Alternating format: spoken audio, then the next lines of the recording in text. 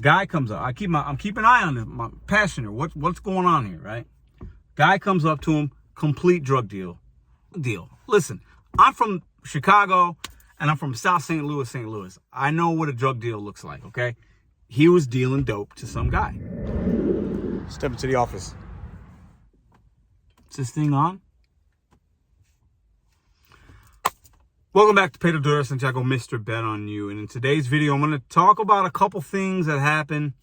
One thing yesterday, one thing today with Uber Rideshare. And I just want to give a little bit of perspective. So I know most of you guys that watch this channel do food delivery. And some of you guys do Rideshare as well.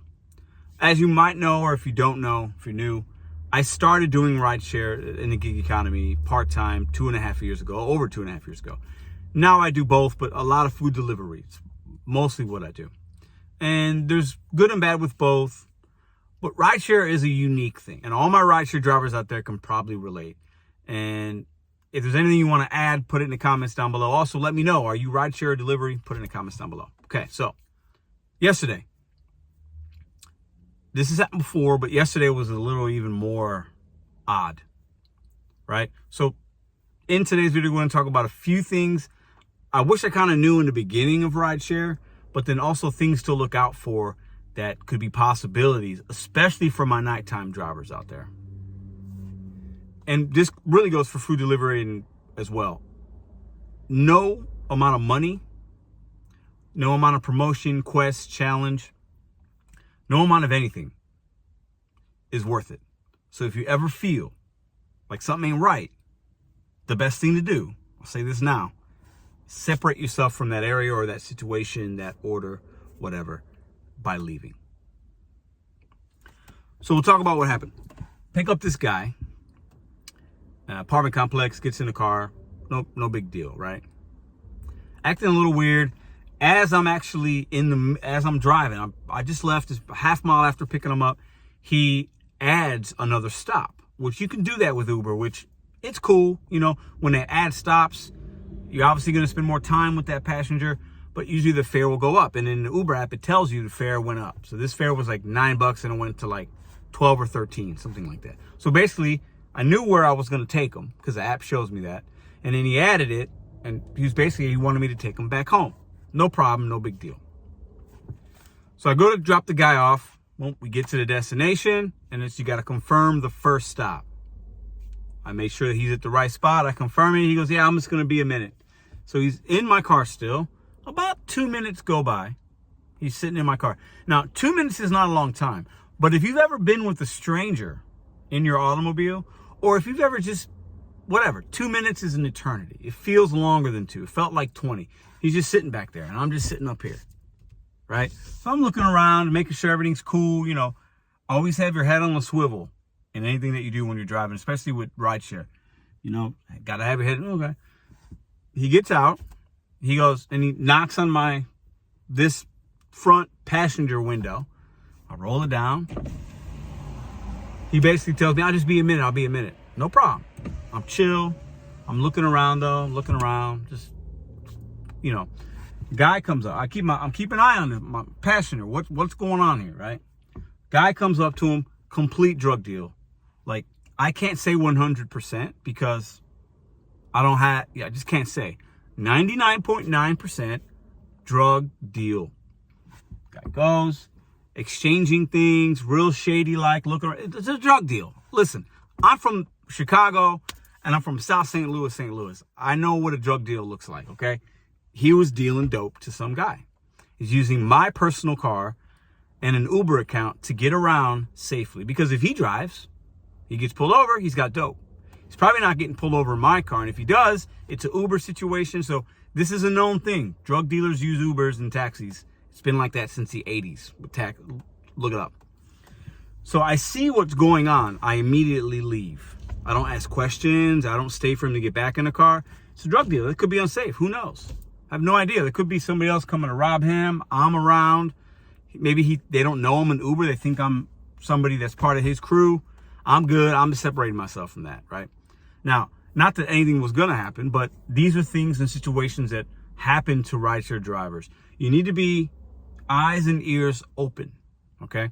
I left. He's like, hey. I don't need your extra couple dollars to get you home. Not doing it, right? You could flag the account, call Uber and let them know what happened so that another driver isn't affected by that dude. I know what I saw. It is what it is, right? And some would say, and some of y'all might be saying it now in the comments, well, hey, how do you know? How do you know? Your gut instinct is one thing we have as we're out here in our cars, whether it's food delivery, whether it's rideshare. You have to trust your gut. You know, if you're on a food delivery, it's nighttime, somebody's being shady with the instructions, they're not right, meet me in this alley. No, we're not doing that, right? People are getting desperate nowadays, and it's not worth it, right? Just separate yourself from the situation.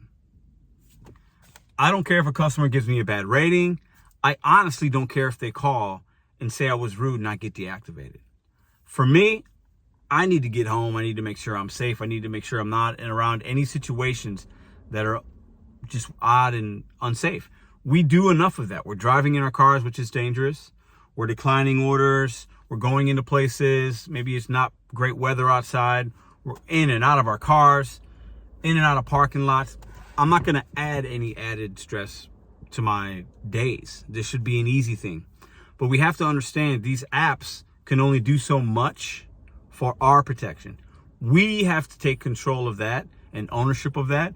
And like I said, head on a swivel, eyes open, being aware of your surroundings is extremely important. And a few other things, I've been doing a lot more rideshare in the last couple of weeks because the money's there. But when you're doing rideshare, you're gonna have multiple stops. You know, like this guy. You know, I've taken people to the grocery store and they've done shopping or cash checks, and sometimes they take a while. You have to know what's your patience threshold. If you see that it's multiple stops, my recommendation is, if you're somebody that doesn't want to wait, let them know, hey, I know you got 2 stops, but you know, I'm on a 5-minute timer or whatever. And if they're like, oh, it's going to be, I've waited almost 20 minutes for one girl, right? It's a long time. Uber will pay you a little bit extra for wait time, but 20 minutes is excessive. I'll probably never do that again, right? But a lot of people will get in your car and they'll take advantage of the service if you allow them to, right? I picked up people where they had a baby with no car seat. I picked up people where they had a dog with them, but it wasn't a service dog. And they just get in the car and the dog's just everywhere. Like, as a Uber driver, you can say no. I want to repeat that. As an Uber driver, you can say no. If you get to somewhere and you don't feel right, you don't like the attitude they're giving you, if something isn't right, you know, I've had people where they get in a car and then they cancel the trip immediately. Like, tell them to get out of your car. I'm not saying you call the cops for everything, but what I'm saying is ask them nicely. If you don't want them as part of your space, if they're being like that, ask them to get out. And if there's any kind of confrontation, pull over and exit the vehicle. I don't recommend arguing with people, making something out of nothing. But at the end of the day, if you pull up and something ain't right, just leave. Lately, you're also going to see a lot more pickups from senior citizen homes, hospitals, clinics, where the medical provider is arranging the pickup of that person and you take them to that destination. You're going to have some of those. Some of those are going to be good. Some of those are going to be bad, just like with any rideshare. Sometimes the person's ready, sometimes they're not. Sometimes they've ordered an Uber X is what I have, but they needed a bigger one because there's a big wheelchair. Maybe I can't fit a wheelchair.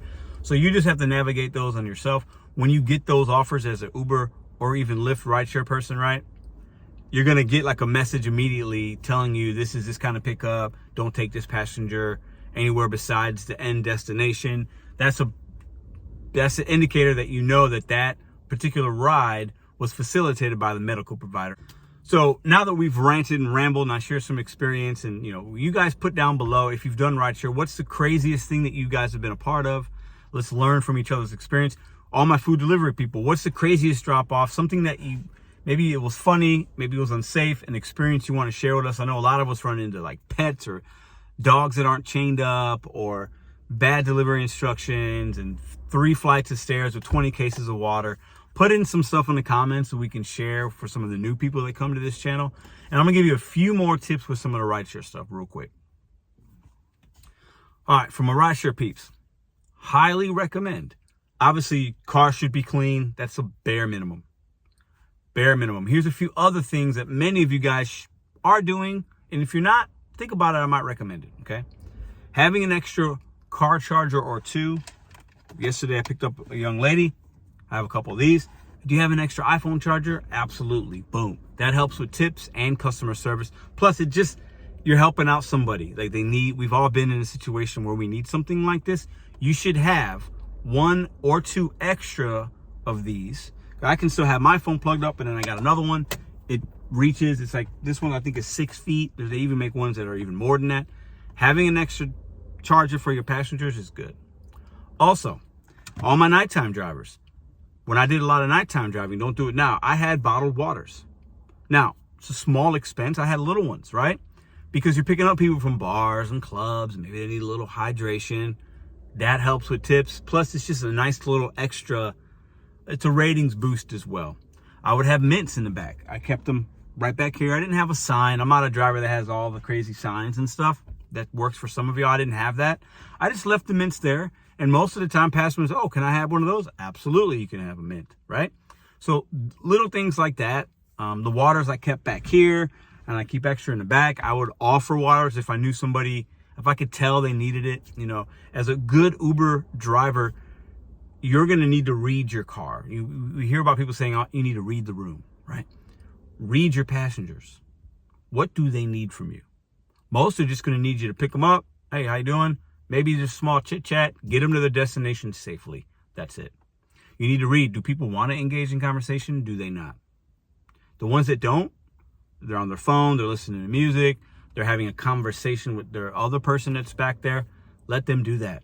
Don't be annoying with them. Don't push a conversation. Don't try to do too much to be cute. And you're going to get bad ratings if you're doing too much for them. Some passengers will look at that as rude. On the flip side, somebody gets in your car and you feel like they're talking to you, engage in conversation back, right? Those are the kind of people that want that maybe interaction, or maybe they're out of town. They might ask suggestions. I also recommend being able to give some good suggestions if you know your market. If somebody's asking, hey, what's a good restaurant in town? You're like, I don't know.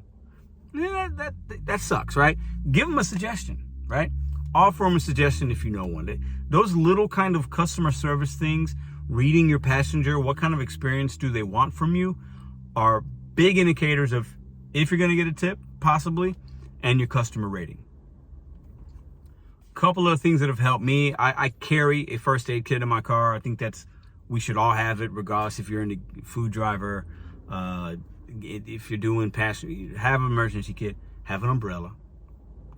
There's been a few times I've had an umbrella, my passenger hasn't, and it just helps to sometimes if they're getting out, if they're, have little things of service that you can do, right? Can really help you with the overall experience your customer's going to have, and also your tips as well. Little things like that, right? Keeping your back of your car clean and not full of crazy stuff, right? Because you might be picking up a passenger going to the airport. I picked 2-3 people up before, and they've each had a bag. I need to have the appropriate room for them, right? So that they don't have to have it on their lap or whatever. I can't have all my crap in the back. I'm out here trying to make money. I'm using my car as a tool to make money. It needs to be ready to make money. It needs to be ready for the passengers you're going to pick up. I'm sure there's a lot of things. Those are just a few I can think of that have helped me. Drop some comments down below. What are some of the things that you do to make sure your passengers are having a good experience, a safe experience?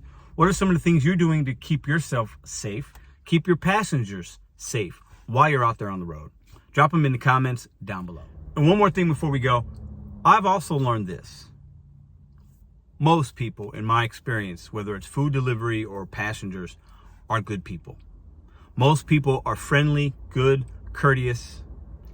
Most people will show you gratitude and be grateful.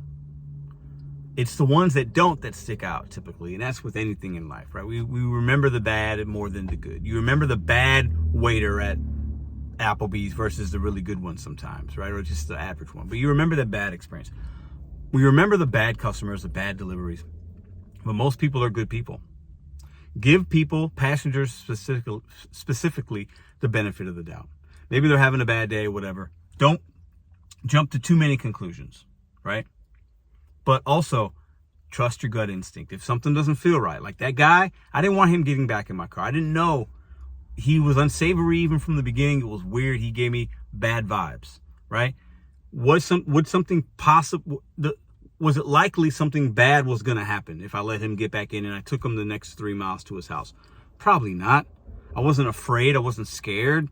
Wasn't like that, right? But it wasn't worth me. The extra $4 I was going to make to take him home wasn't worth it. It just wasn't worth it. That's not the type of passenger I want to have in my car that's going to do those kind of slick things, and I'm good, right? Trust your gut instinct, but realize most people are out just trying to get somewhere, and they're good people. Treat them kind, treat them with respect, have a clean car, right? Get them there safely, and you can have a good experience on the Uber app overall, in my opinion.